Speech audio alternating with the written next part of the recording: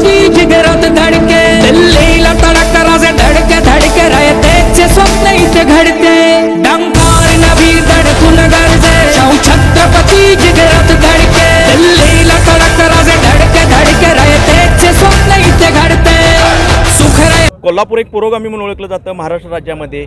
इथून खऱ्या अर्थाने सुरुवात झालेली आहे. काय वाटते विजयाबद्दल? विजयाची खात्री आम्हाला सर्वांनाच होती, पण आज जे जवळपास 1.5 लाखाचं मताधिक्य देऊन छत्रपती शाहू महाराजांना खासदार म्हणून दिल्लीत पाठवायचं जे काम कोल्हापूरनं केलेलं आहे, मला असं वाटतं की जनतेनं एक अतिशय ताकदीनं हा संदेश देशात पाठवलेला आहे की ह्या महाराष्ट्रात किंवा ह्या कोल्हापुरात म्हणाल तर ही दडपशाही चालणार नाही, ही तर लोकशाही चालणार, इथे शाहू फुले आंबेडकरांचा पुरोगामी विचार चालणार.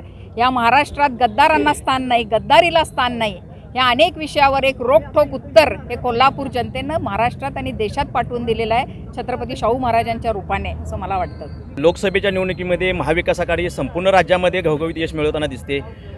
कोल्हापूर जिल्ह्यामध्ये देखील आपल्याला काँग्रेस आणि महाविकास आघाडीला यश मिळालेलं आहे. विधानसभेच्या अनुषंगाने या निकालाकडे कसे पाहत आहे? या महाविकास आघाडीचा जो विजय आहे तो नक्कीच अतिशय चांगल्या प्रकारे जो समन्वय झाला, आपले आदरणीय नेते पवारसाहेब असतील, उद्धव ठाकरे साहेब असतील, राहुल गांधी साहेब असतील आणि विशेषतः जिल्ह्यात बंटी पाटील साहेब असतील, यांनी जो समन्वय घडवून आणला सर्व कार्यकर्त्यांमध्ये आणि त्याचाच प्रचिती म्हणून हा विजय महाविकास आघाडीला संपूर्ण महाराष्ट्रात मिळालेला आहे. नक्कीच याचे परिणाम विधानसभेवर झाल्याशिवाय राहणार नाहीत आणि आम्हाला सगळ्यांना विश्वास आहे की आजचं ह्या निवडणुकीचा निकाल देशात तर परिवर्तन घडवेलच, पण येणाऱ्या विधानसभेत 100% परिवर्तन घडल्याशिवाय राहणार नाही आणि महाविकास आघाडीचंच सरकार या विधानसभेच्या निवडणुकीत महाराष्ट्रात येणार आहे.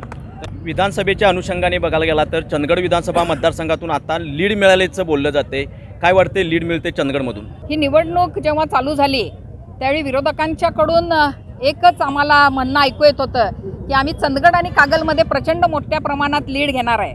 पण जेव्हा आम्ही प्रचारासाठी जनतेत फिरत होतो त्यावेळी एक फार वेगळं चित्र आम्हाला बघायला मिळत होतं. त्यामुळे आम्हाला विश्वास होता की चंदगडमधनं असेल तर आम्हाला मताधिक्यच मिळणार आहे आणि खरोखर जनतेनं ते साबित करून दाखवलं की जवळजवळ 10,000चं मताधिक्य हे चंदगड विधानसभा मतदारसंघातून महाराजांना मिळालेलं आहे. सगळीच समीकरणं बदलल्याशिवाय राहणार नाही आहेत कोल्हापूर जिल्ह्यातली.